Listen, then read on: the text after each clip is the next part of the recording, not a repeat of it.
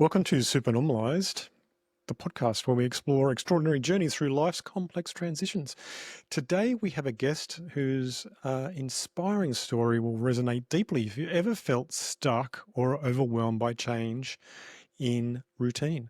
Susan Hensley pivoted from decades of a corporate executive and journalist life to becoming a transformational coach and author who uses creativity, not just strategy, to guide people back to their authentic selves during times of uncertainty.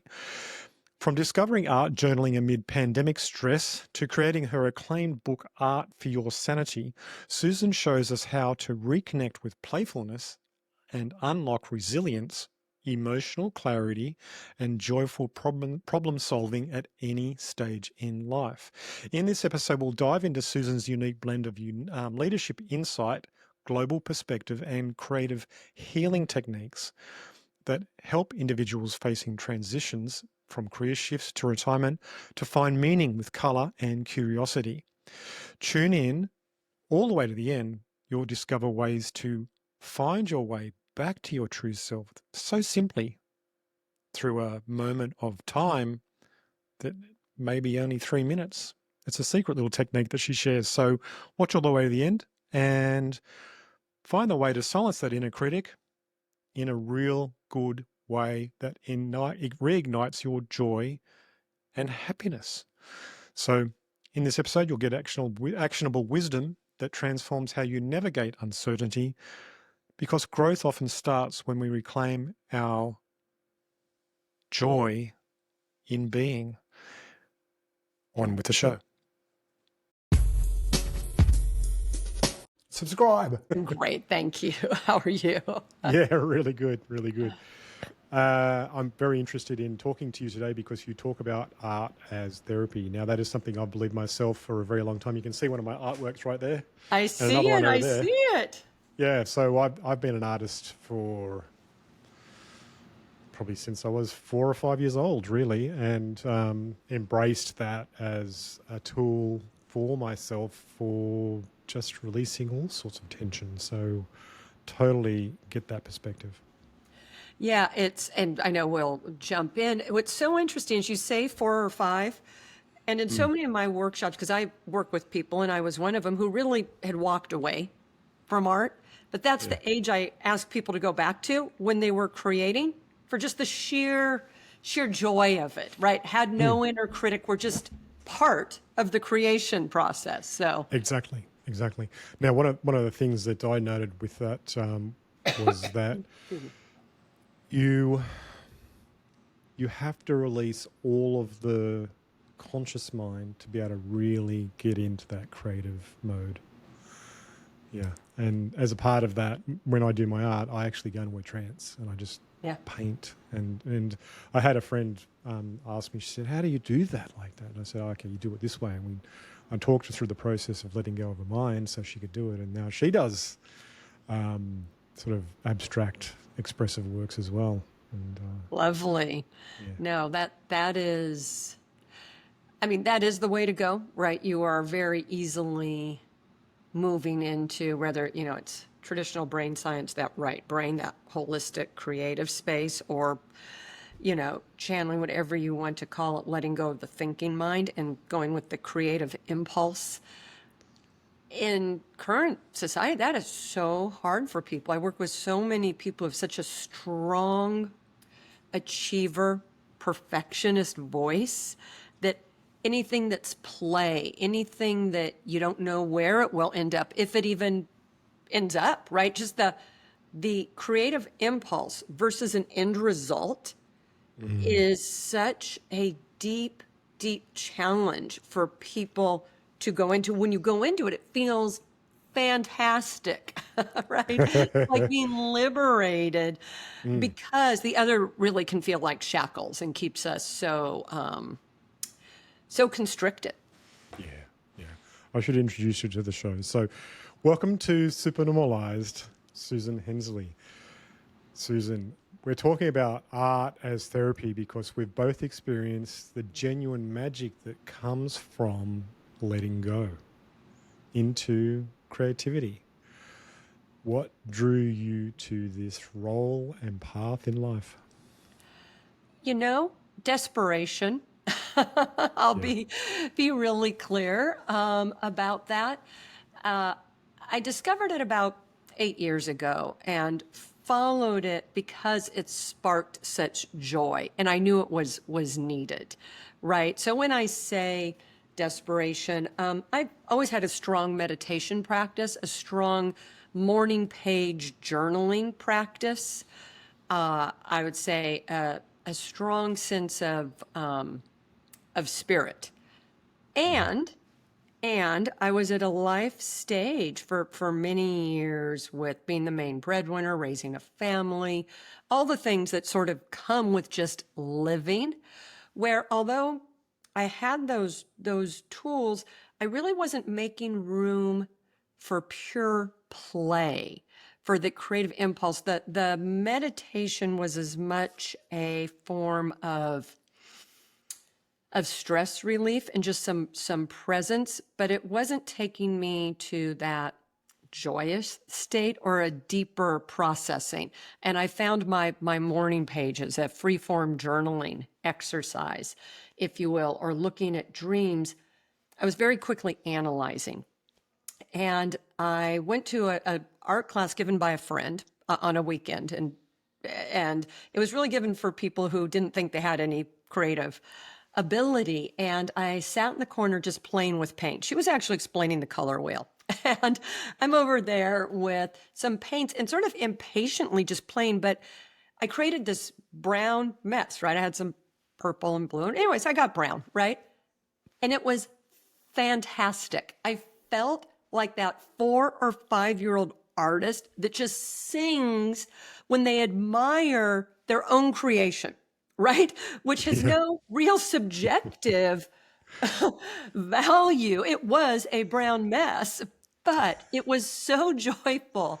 And at that time I was an HR executive, and I did a lot of coaching and always talk about following glimmers, following those moments of joy. And it was like that magic moment of play, Yeah. of creating, of giving over to that creative impulse with not a care in the world for the output, the outcome, just the act of creating. And the fact I found such joy and still do all these years later in making a mess, if you will, and seeing how the mess feels and what it says to me.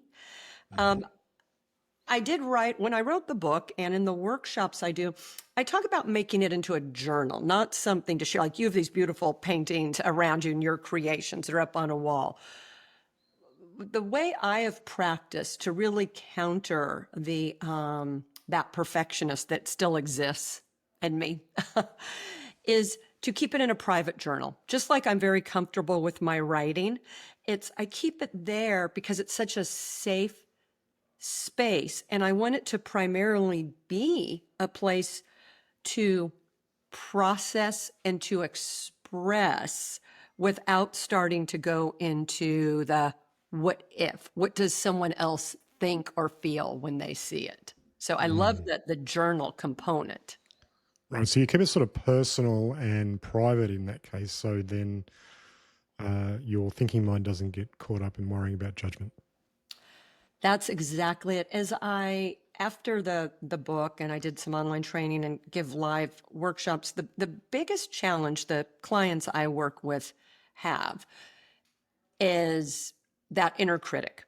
And a lot of the research done on what our brains do on art and how good art is for us shows that by around age 8 or 9, if we don't keep following that creative impulse, and it sounds like you always did, most of us receive a message that we're not good. Now, whether we've made up that message or whether someone sort of explicitly made a comment, and you've got to get back to that 4 and 5 year old period. What gave you joy? And I have people in the workshops, in the book, I recommend this, use crayons, glue sticks, the things as a 4 and 5 year old that you loved to create art with. It could be Play-Doh, it could be clay, because you didn't have that loud inner critic then. And it can be hard to say to your adult mind, no, I'm not going to be critical, right? And almost the minute you say that, like, no, I'm not going to be critical, it's like, no, I'm not going to eat that or have that drink.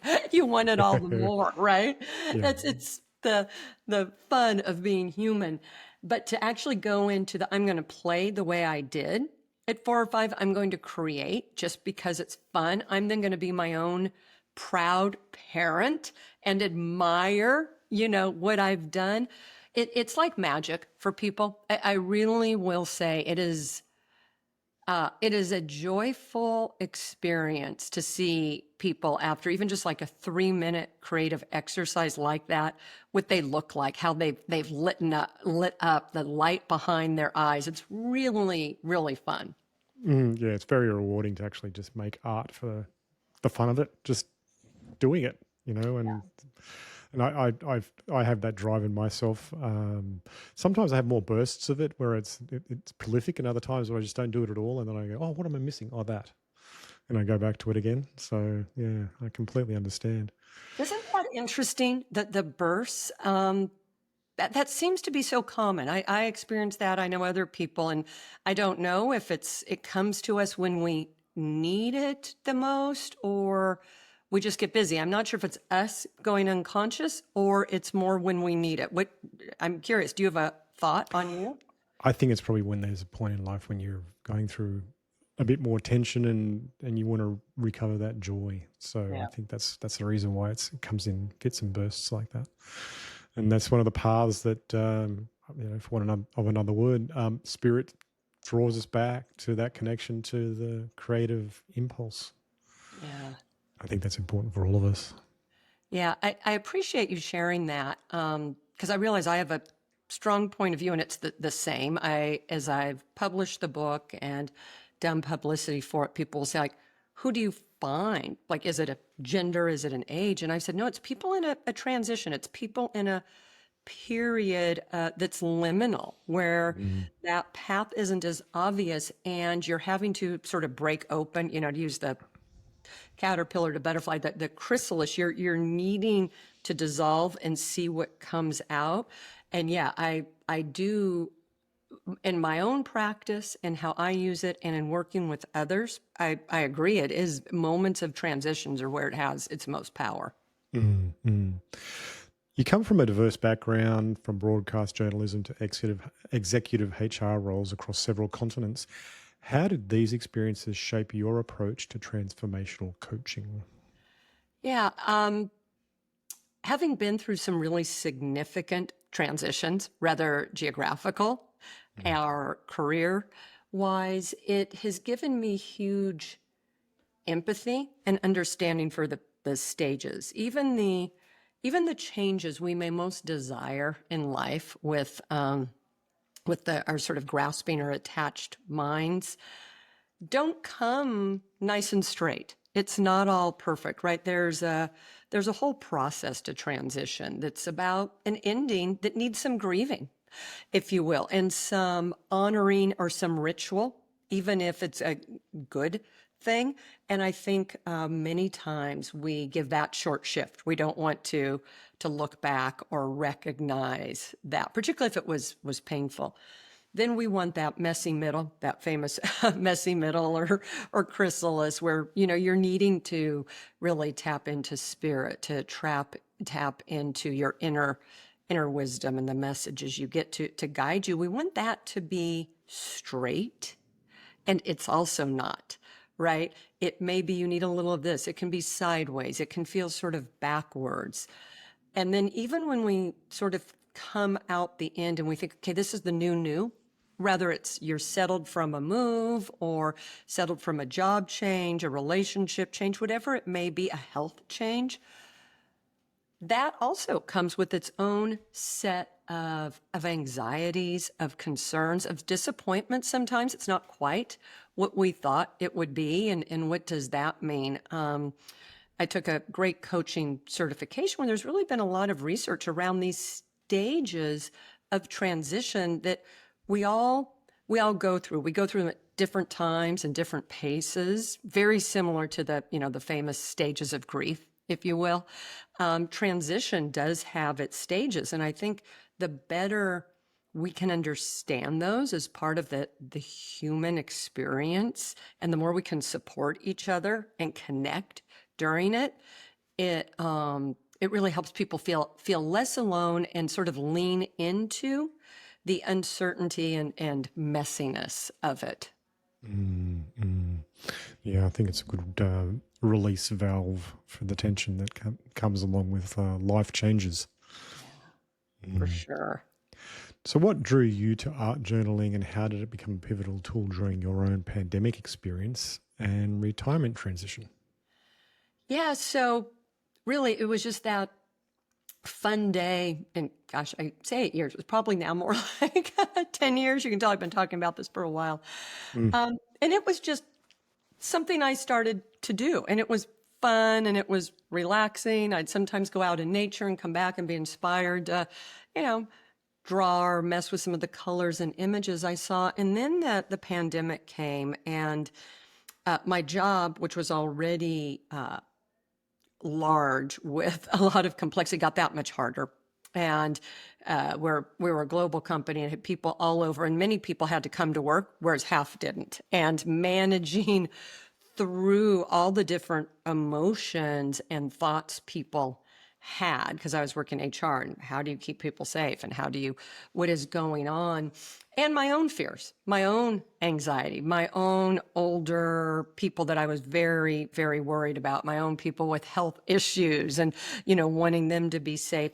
I really used the art journaling to just process. There were days and days that I would be shocked that would feel like just rage. And I'm talking crayons, right? I'm drawing little screaming faces in red, lightning bolts in dark purple, hell flames, all the imagery of, raining clouds.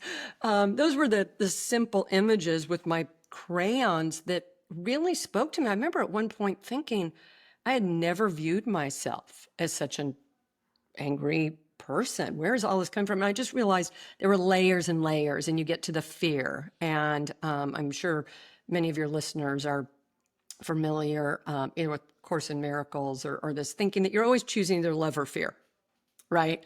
And at that moment, I was so embroiled in fear, it was hard to find like love or spirit or peace and tranquility. And a few minutes of that kind of release in the art journaling very quickly took me from what felt like rage and frustration to fear, to compassion for myself, to love for what we were all going through, and that sense I wasn't alone. It was fascinating because that wasn't how I intended. When I would come to the page, I was fully engulfed in that first feeling. And a lot of times it was rage or frustration.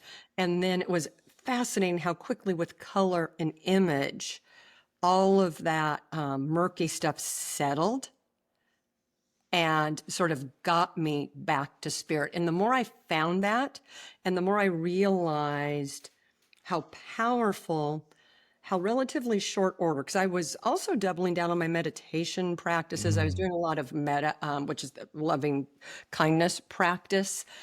Yeah. And hugely important, where you're just praying for all sentient beings to be free of suffering, right? That I went to that over and over again. I would start meetings with it in a very for-profit company and the most appropriate, because people needed to just they have do. someone say, may we just all be free of suffering, and everyone we know. And it was interesting how well people responded to that. So although I had all those other practices, for me, the art journaling was what settled it faster and took me back into spirit. So it did eventually, because it's interesting to reflect on the journals. I did see that once the pandemic sort of settled, I needed a change. I was burned out. I wanted something with more freedom that felt more of service to, say, a whole person. I loved my company. I've been there a number of years, more than 2 decades. I wanted to stay longer. And I just realized I had grown. I had changed during that period. And I wanted to spend more time, in essence, talking about these things. which is how do you come into spirit? How do you live a life that is beyond our terrifying headlines and divisiveness? And, you don't know some days if you just read news, which way's up. It sounds a lot like almost like a personal shamanic practice where you're recovering lost parts of your soul through art. And in the alchemical process of recovering those parts, you recover your joy. Yeah, absolutely. That's beautifully, beautifully said. I talk in the book and in my workshops and people in the space that, yes, that was that rediscovery of the self. There's a journal entry that I actually ended up publishing. So I wanted to show people in the book I wrote that this isn't about your end product. It's about you processing your own journal. So it's the only reason I ever published them. There's one where I feel like I'd come back into myself. I was whole again, where I'd found an image. And so I think you're exactly right. Both the ritual and the practice did put me back in touch with my my joy and my wisdom. I found for myself a little while back there in around about 2016, I'd also gotten a little bit stuck in some ways in my life, but I had taken up a magical practice of writing sigils for enhancing manifestation. And when I first did that, I was doing it so ridiculously controlled. Yeah. and it was it took me a little while to figure out that you don't have to do it perfect. No. Just do it. But it is funny because when we start exploring, there is that desire, right? I think it's an evolutionary impulse, right, to improve, to get better. So I appreciate where it comes from. It just feels like it holds us back sometimes more than sets us free currently. Yeah. I mean, it is a bit of a personal like security guard trying to make sure things are all just right so things don't go wrong. But sometimes that security guard gets out of control and then nothing can happen. Exactly.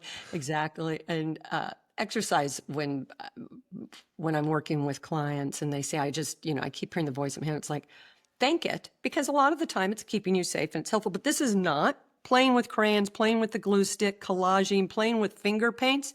You do not need to be safe right now. You are safe, right? But it's interesting how overactive that part, because yes, all the parts, if you will, serve a purpose, but it's at the right time. And certainly playing with art is not a time that you need to be, protected from your whatever comes out, your inner wisdom. Yeah, true. Some listeners might feel stuck or overwhelmed by their own life transitions themselves. What are some first steps or simple exercises you might recommend to someone just starting out on their creative healing journey? Okay. So I love this one because your listeners can probably do it as soon as they're done with the podcast if they want. It's an opening exercise I have people do in workshops. If you should have it at home or wherever you are, you can do it even with two pens. You can find maybe a blue and a black one, a pencil and not. If you have anything colored, any sort of color pen, that's great. If you have kids anywhere around, steal two crayons. I'm just looking for you to have two different contrasting mediums. Take a piece of paper, 5x7. You can do it on envelope back of junk mail. If if you're still getting that, doesn't matter. Set your phone timer or a timer for 3 minutes. Put on your favorite song. We all sort of have a song we like, but you're only going to listen to it for 3 minutes and just fill that piece of paper. So you're just looking for two colors, maybe a pencil and a black pen. If you're lucky enough to have crayons or colored pens, just choose two. But spend 3 minutes, no more, with no instruction other than filling the piece of paper. And once again, you can choose an envelope out of your junk mail. Size here does not matter. Just make sure you can fill it in 3 minutes, listening to music, and then after, just see how you feel. I have yet to meet someone in that exercise that doesn't feel just a little bit more relaxed. Some have had a blast. Some have remembered what they loved to draw or that they loved to doodle in school, and they just immediately reverted to what they doodle, right? I've seen everything, and then you're going to throw it away, by the way. You're not keeping this. When I lead workshops, I'm never going to look at it. No one near you is ever going to look at it. But what that exercise does, if someone is feeling stuck, is it has such a low barrier to entry. You probably have 3 minutes. You probably have a piece of scrap paper somewhere. Once again, you probably have 2 colors of some, like I said, most people have a black and blue pen even. And just that act of having to fill a piece of paper while listening to music, because scribbling, drawing hearts, drawing trees, drawing house, people draw everything, rabbits, shapes, circles, right? It's what it takes to fill it in 3 minutes is a completely freeing experience. And so what they find is the constraint eliminates any need to feel perfect, right? Very few people, have any sense that they're going to create a masterpiece in 3 minutes or be judged for their output of this exercise, right? And I've said you're going to throw it away. But what it tends to open up for people is that it felt good. They weren't in a doom loop in those 3 minutes. They weren't, even if you don't have doom loops, we all get stuck in other thinking loops. What's next? What's next? With a 3-minute timer going in music, that really moves you very quickly into presence.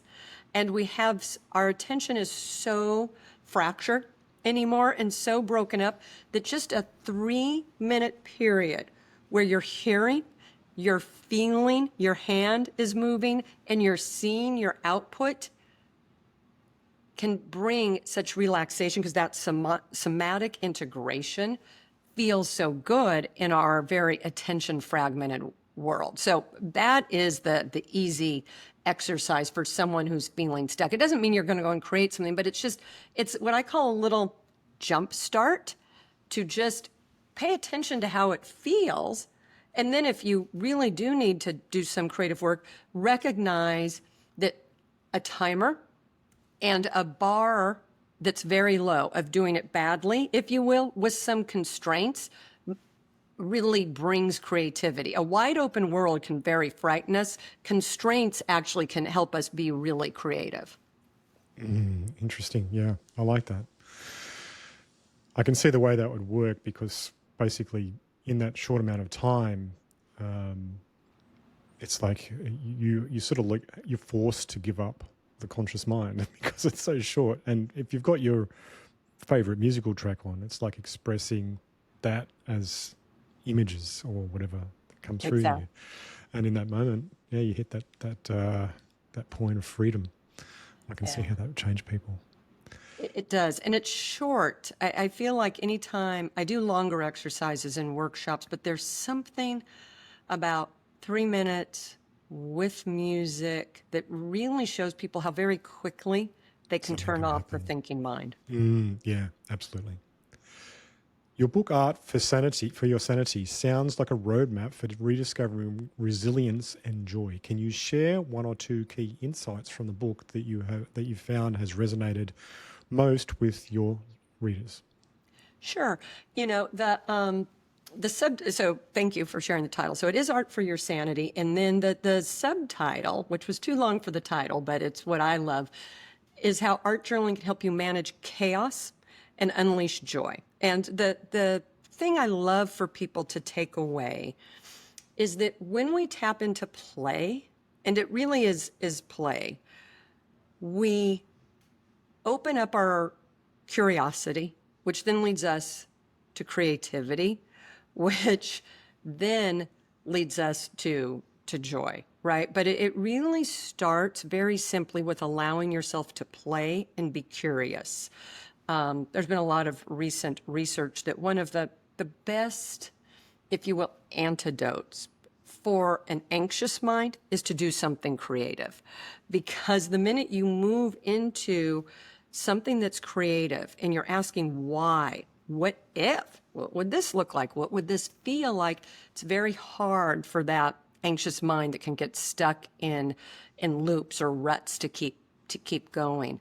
So in the book, I really try and work with people to take whatever they're feeling and just practice playing. As adults, we move away from that. Almost everything we do, even things we consider social and fun, many times have a little more of a goal associated with it or an outcome.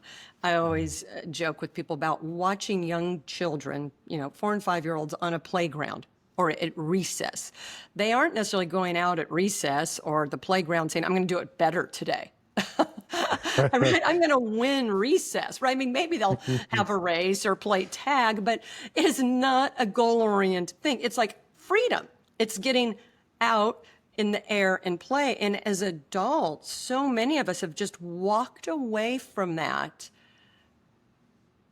Some people find it, with dancing, if they're unselfconscious, singing, music, right? There's a lot of, if you will, ways to tap into that. But ideally, it's something without a lot of your own ego or thought that you should be good at. Like, I'd like people to find play. I mean, it can be going out in rain. It could be, depending on the season, you're watching this, something in nature with leaves or sticks or whatever. It can be a lot of things, but to allow yourself to reconnect with play, I think sets you on that path.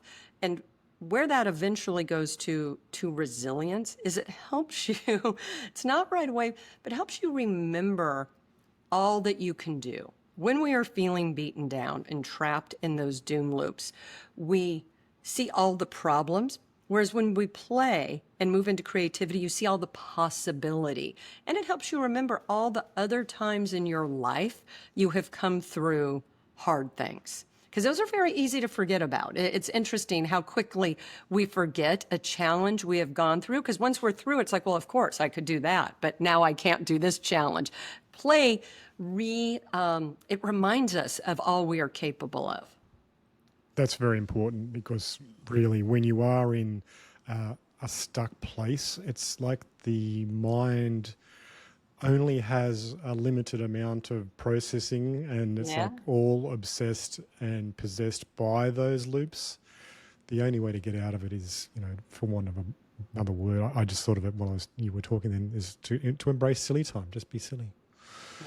And by doing that, you're being almost the opposite of what you are stuck in. And that's what breaks you out of it. But so hard to do when you're in it. I mean, I want to be really clear.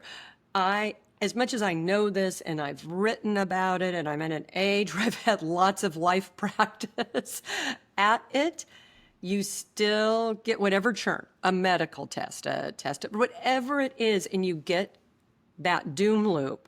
And to jump onto a whole different track really does take some, if I will say, intestinal fortitude or good practices. That's one of the things I do like about having some good practices all along, that when you really need them, they're there for you because they are more solid, whether it's playing with art, prayer, meditation, any kind of ritual, whatever a person has, it's much more effective at times that bring you sort of to your knees, or that you have a lot of attachment, because it will be there for you. You have a stronger foundation. Yeah, it's a tool for enhancing your life. And I mean, I actually do find, though, sometimes when you're in the doom loops, you don't even think of these things. So No, you know them. It's like you need a reminder somehow. It's what's so funny about humans, quite honestly. It's, I have huge love and empathy for all of us here. And what we remember and what we forget in a day, it's that constant process of awakening. I go to a Buddhist meditation center for my current meditation practice, and it's online. And today's teacher was joking that we would leave the meditation and walk out, and immediately someone would be going through fast food, and they couldn't believe how slow the people serving them at the fast food place was. And we all laughed because you recognize you resembled that, right? We had just done this hour and a half beautiful meditation and about awakening, and he said it, and everyone just recognized it. It most likely resembled us. How do you blend your leadership experience with your coaching practice to support clients at different stages of their career and personal life? Yeah. So, you know what's interesting? The more I've reflected on leadership and some of my earliest leadership lessons from just when I started in TV until the end when I was leading teams of 100 plus people, was leadership really starts with you leading you and your own self-management. And I don't think anyone, we all have images of what it looks like to be a good leader. And those are actions and words. But I think the best leaders are those who are deeply and authentically aligned and have a high level of understanding of themselves and their emotions. And why I like some of these practices, the art journaling that we've been talking mainly about, but some of the others, right? Journaling, meditation, the various tools, is they create enough separation between getting caught in just the overactive thinking mind and that observer role, so that you can have real empathy and compassion for the range of feelings and emotions that are coming on, and really call on who you want to be, your higher self, if you will, to lead through. And so I find this works, and some of these discussions work no matter where a person is in their leadership journey, because I feel like most true leadership starts with self awareness and then self management. Easy to say, both hard to do. And then really creating in the managing yourself, the empathy and understanding and clarity to help others follow a certain path. Yeah. That's just running around in my head, simply because recently, only as of 2 days ago, we're thinking about migrating to another country. And as a part of that, just getting information about what's happening in our own country, and it's a bit often stressful, and it put me into some doom loops myself, and I was like, oh wow. And I actually forgot what it was like, because I hadn't been in one for such a long time. So it was very surprising to be going over and over things in a state of almost constant anxiety. And I mean, you did talk about the 3-minute process before, but what is something that you can actually that's easy to remember, that can actually help kick people out of something of a doom loop? So this is very funny. To keep out of the doom loop, I think if you're aware of what the doom loop feels like when it starts, this takes some awareness. Is it a trigger and a repeating thought? Is it a tightness in your chest? Because as people experience differently, if you know what it starts to feel like, right? Whether it's in your body or a pattern of thinking. If at the beginning you can do something, it can be as simple. This is as simple as standing up, depending on where you are. And if you're with others, this doesn't look that weird. Stand up when you find yourself getting into it, and just take one step to the side. Ooh. Yeah, I like that. Yeah, you get it. That somatically, what that shows is I'm aware that I am feeling whatever, anxious, frustrated, scared. I'm over functioning on this point. And I am going to choose to just take one step to the side and just look at it differently, or give myself a little break. Or an acronym, this is not at all original, but to me, someone said, do I need to worry now, or can I wait to worry? I also like that. And I thought that was so clever. I heard on a music podcast I listened to, ironically, and I thought, isn't that a choice? Like, is this the right time, or can I wait to worry? I'm not going to ignore it, because maybe I do need to take some action, and who knows if it ever needs to be worry, but I've also found that helpful. So really 2 tips, if to your question, if a person is feeling themselves start to spiral. One is the physical somatic action, just the act of one step to the side or a change of position. And with that, you're in essence saying to yourself, a different perspective, a different moment. I'm aware of this. I can have compassion, but I don't have to be caught in it. That's what the movement does. The little phrase, or WTW, right? Wait to worry, is just that sort of catchy acronym that gives you that choice. Because when we can make choice, like I would argue you probably never actually need to worry. You need to take action or change a behavior, but worry in and of itself is never productive. But many times we worry so far in advance, right? Yes, you get that. I get that. I do it all the time, that it's like, well, no, I can really wait. I don't need to spend my lovely afternoon doing this, because really that's not till Wednesday. And this is whatever, Saturday. I have 4 days before I actually have to deal with this, whatever thing I'm concerned about.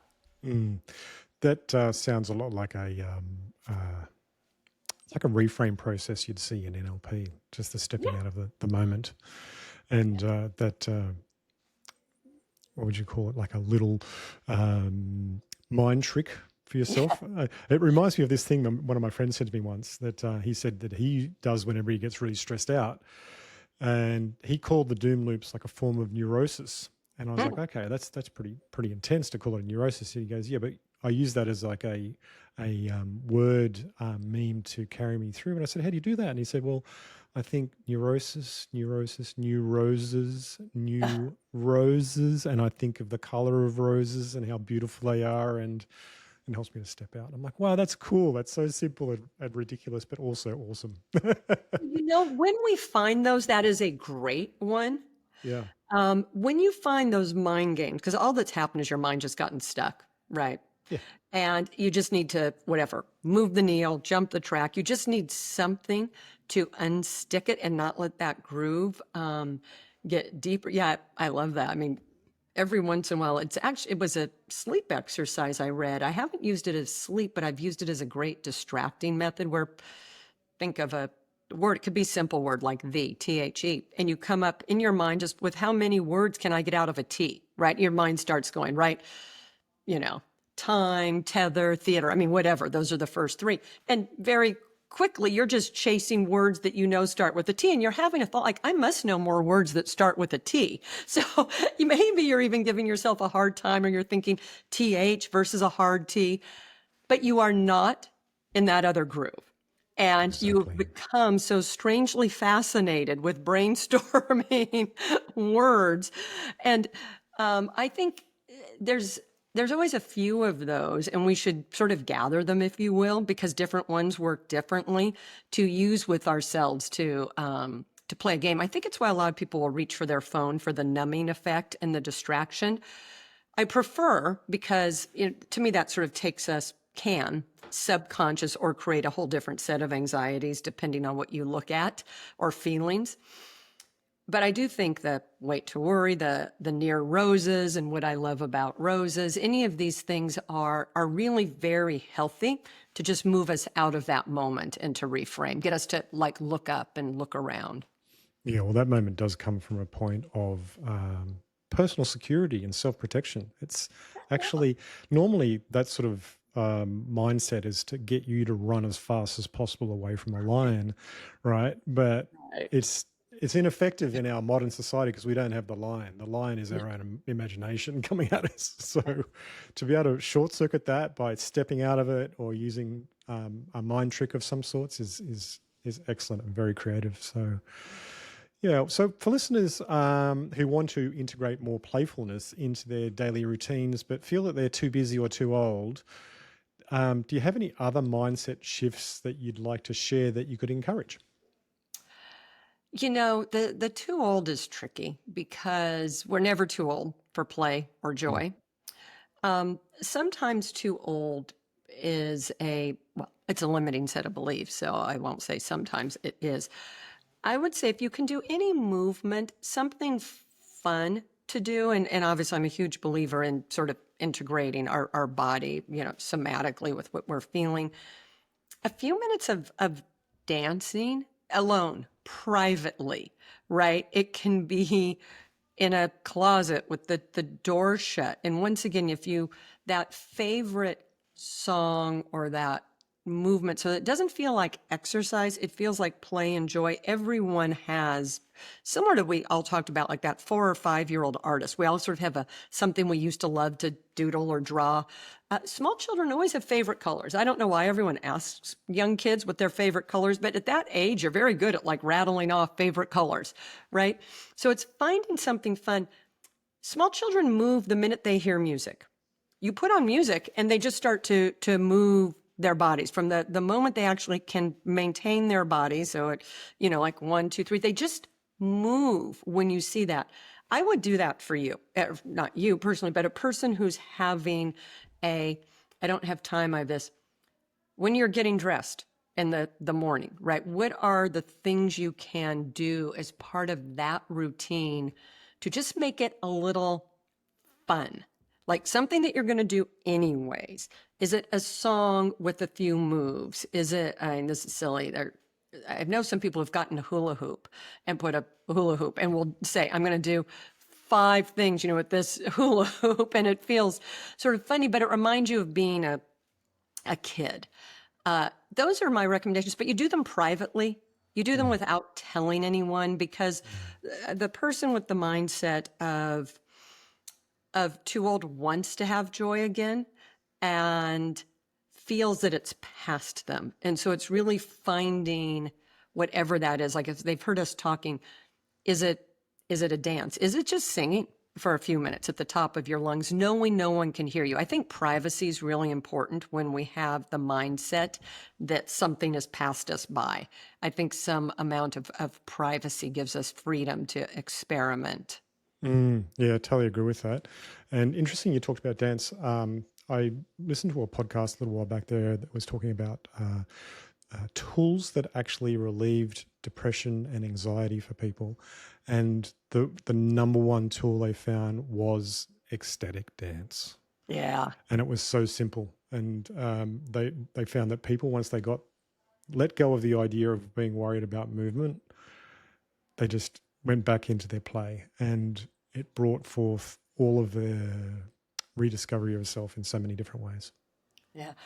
I have used dance a few times. I was giving a TEDx talk, and where I went on the lineup was very, so I had a very, very long wait. And I got more and more nervous. And so I'm using all the meditation. I'm trying to calm myself. I found a private dressing room. Was it working? Not enough. And I realized, it dawned on me. Oops. Oh no, come back. That was really good. Okay, so we've had some difficulties today, and Susan's just dropped out right in the middle of some real gold, but she'll be back in a second. So Susan, looking ahead, what new projects or directions are you excited about that you'd like to share with the listeners today?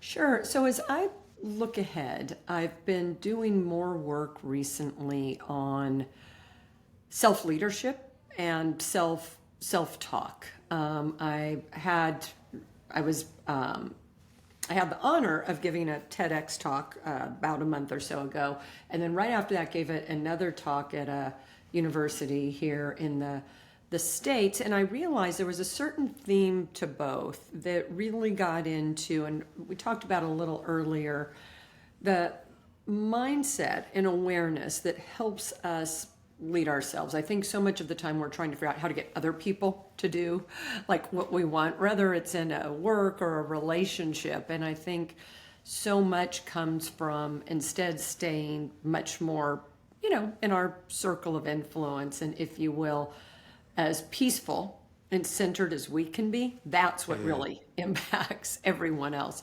So I'm playing with that. I've got some other speaking coming up and clients, and quite honestly, it's summer here. I'm recording this in the States. I'm also just taking some time to rest. I recognize when I have some open time, that's when I get some of my best ideas. Yeah, inspiration comes from space. Yes, it for sure does. For years, I'll tell you just a very short, funny story. I had not planned on retiring when I did, but I knew it was a few years out, and everyone I knew, it's all well-meaning, I want to be clear. all very well-meaning people who would say to me, you need to know exactly what you're going to do on the first date of retirement because you'll go crazy. You're such a high energy person. You'll go crazy.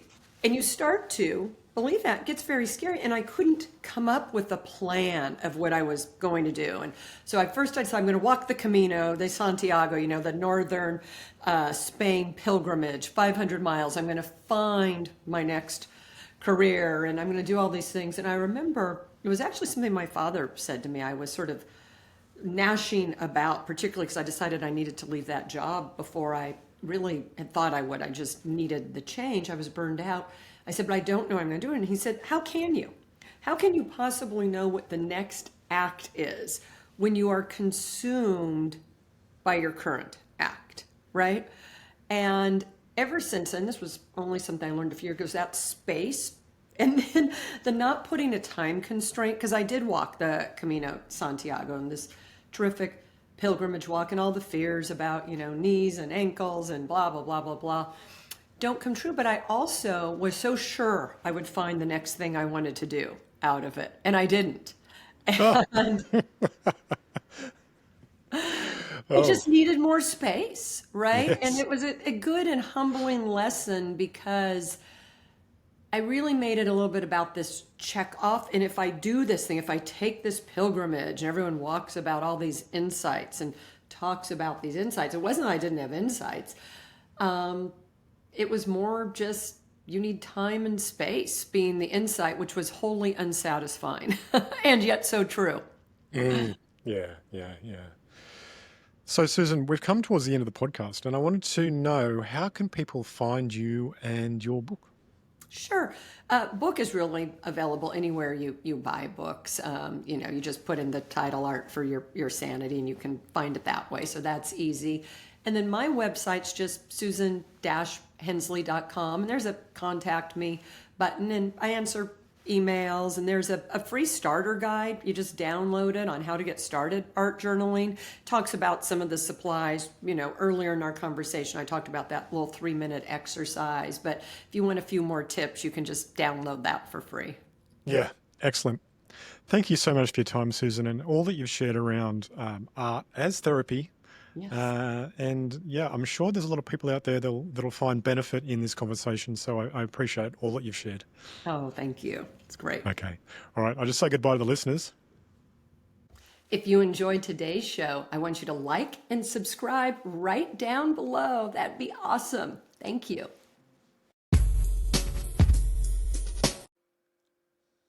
I really enjoyed talking with Susan about her process of recovering joy through her creativity. This is something that I forget often.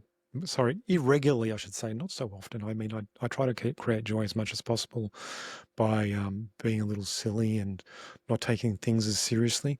And a part of that resilience for myself comes from meditation, but she actually really does expound and go deep into the understanding of creativity and how that can actually help us release that personal freedom that comes from just being. Now, if you've enjoyed today's show, please like and subscribe, and maybe go and give Susan a message and say hello. Thank you for the show. It'd be really appreciated. And if you're on a podcast app and you'd like the show, please give us 5 stars. Say something nice. That'd be really appreciated. And thank you so much for listening. Until next episode, it's bye for now. Looking at the statistics that I have for YouTube and for my podcast apps, I have a lot of listeners and viewers that aren't yet liked and subscribed. So if you're on YouTube, like and subscribe. It's free. And if you're on a podcast app, please give me 5 stars. That'd be really cool. It helps other people find these great conversations too. Thank you.